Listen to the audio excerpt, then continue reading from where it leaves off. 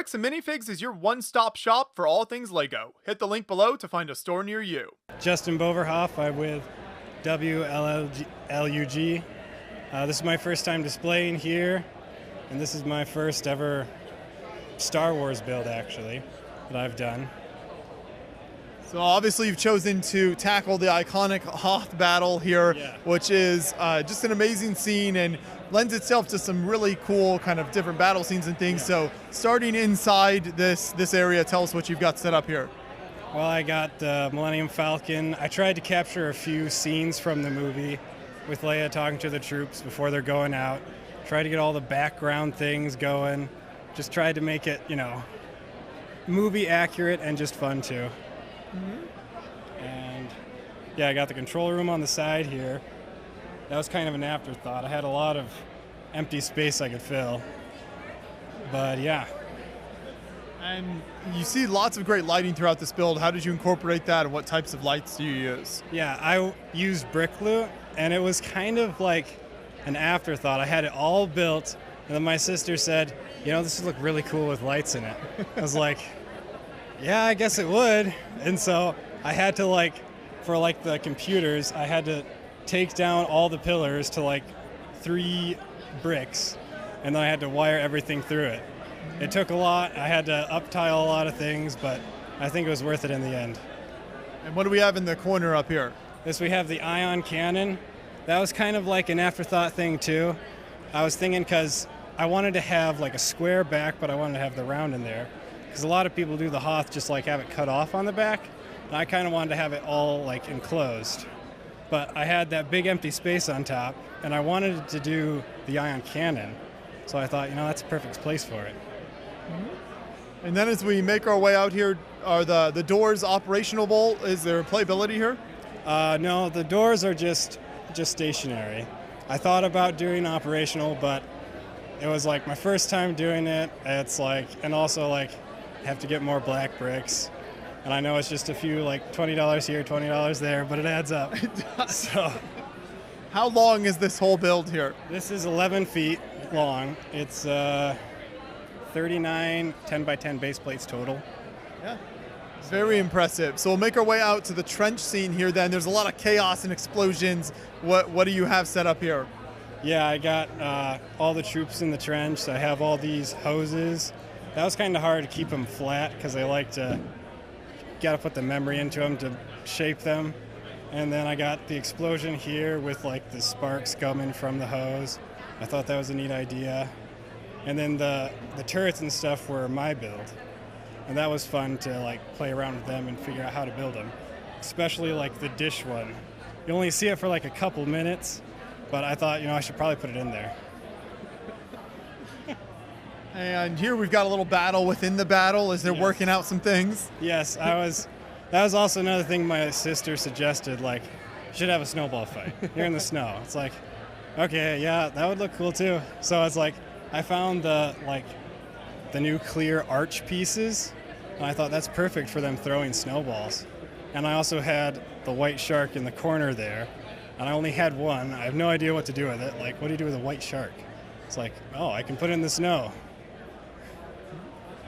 And that brings us to the other side where you've got some explosions. I also love how you have the blasters kind of shooting out across the snow. Yes.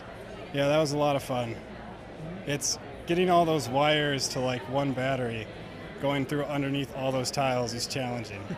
But yeah, it was fun. How did you do these explosions here? Well, I take their brick loot, so the lights are in bricks already. And so I just put them in there, and then I wrapped them around the explosion because there's so many wires.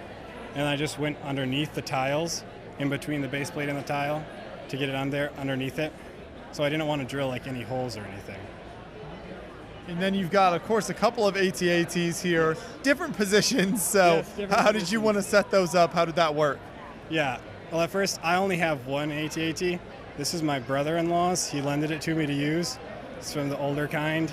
It was kind of hard to keep it standing because some pieces were missing and things, so I thought it'd be the perfect position for it. But it was a lot of fun doing all the snow work to make it look like it fell, drag the snow with it. I like doing all that with the footprints and everything. Just make it look like, you know, the snow's doing what snow should do. Exactly. This one here is still involved in the battle. Yes, yes. That was fun. Doing the footprints was fun. For the longest time, I had one footprint I had to do, and I like made the footprint as soon as we were packing it up, because I was trying to figure out, like, okay, so it's walking, where are the footprints supposed to be? And so, yeah. And then what's this scene, kind of final scene in the corner back here? Yeah, here we have, that's the snow speeder, and it has a wedge in it. I didn't get Jansen, because he's like $90, but anyways.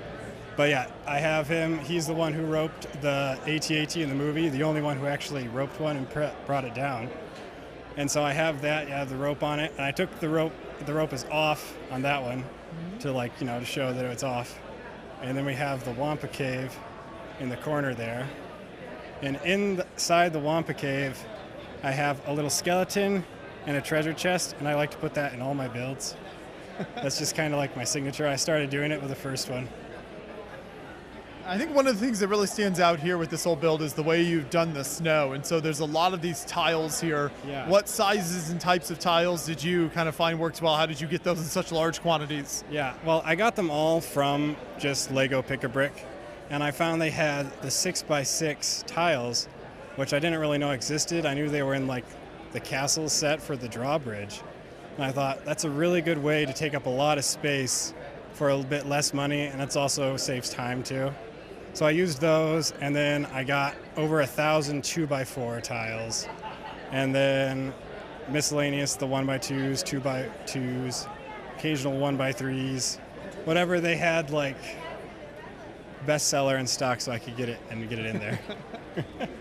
And then with how long this whole build is, how does this travel to a show like Brick World Chicago? How do you get this set up here? Yeah, so most of it is like the 10x10 plates. All of it is, except for like the base, the doorway is like, that is 3 sections too. So when you pick it up, like if I had it connected, I was afraid of it like folding in on itself. And then the pillars and the back are just 3 base plates long, and those are 1 section. Yeah. So you've tackled this as kind of one of your first builds here on display at a convention, which is very impressive. You're starting off very strong. Where do you plan to go from here, either with more Star Wars scenes or other types of themes? Do you have any hopes to tackle? Oh yeah, I got so many ideas, so many things I want to do. I love Star Wars, and I love castle and fantasy. The next thing I've thought of doing was like Minas Tirith from Lord of the Rings, because there's a lot of white in there. So I thought I would do that, but there's so many things, I'm not quite sure exactly what I want to do next, but yeah. Yeah. Well, it's fantastic. So I'm so glad you were able to bring this out to Brick World Chicago, and I hope we see you again in future years and you continue to bring more builds out. Thank you. Yeah, thank you.